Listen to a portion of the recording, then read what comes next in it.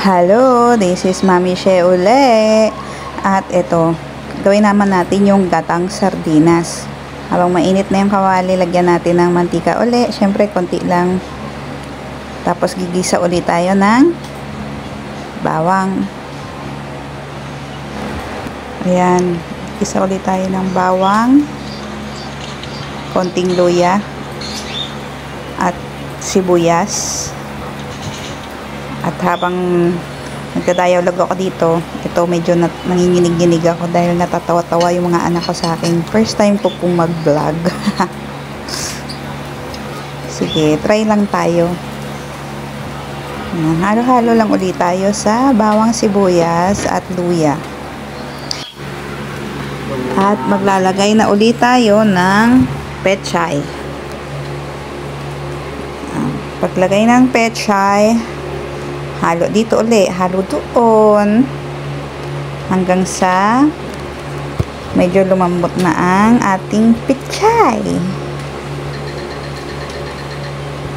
Kanta-kanta lang muna uli. Pagkatapos nito ay maglalagay na tayo ng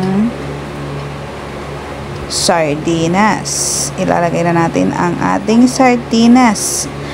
At ayan na nga, ang hirap pala habang nagluluto nagbibideo. At ayan na ang ating sardinas na walang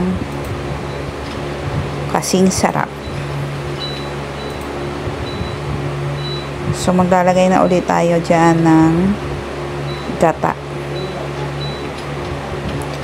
Parehas lang kung paano niluto yung gatang makarel. Ganun ko rin din niluto ang gatang sardinas. Lalagyan mo lang din siya ng pampalasa, asin, paminta, at gata, at sili. Yan. Halo-haloin lang natin. Ang bango-bango na nga niyan. Akala ng anak ko masarap yung ulam namin. Pero masarap naman talaga siya.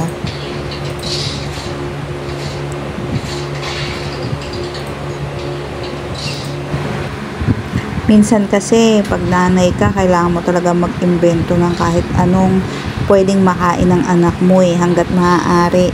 Kailangan maparami mo yung pagkain ulam para hindi sila mabibitin. Kaya laging teknik ko, kundi may sarsa, may sabaw ang aming ulam. Kaya ayan. At alam ko naman may iba din gumagawa niyan. May iba rin namang nagluluto niyan.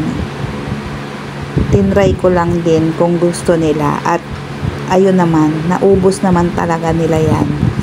Talagang nasarapan naman sila. Buenas na lang at lahat ng anak ko, pwera na lang doon sa isa, kumakain naman ng kahit anong nilatag ko, kundi lagot sila sa akin. At ito na nga ang aking finished product, gatang sardinas. Salamat sa panonood. Hanggang sa uulitin. Bye!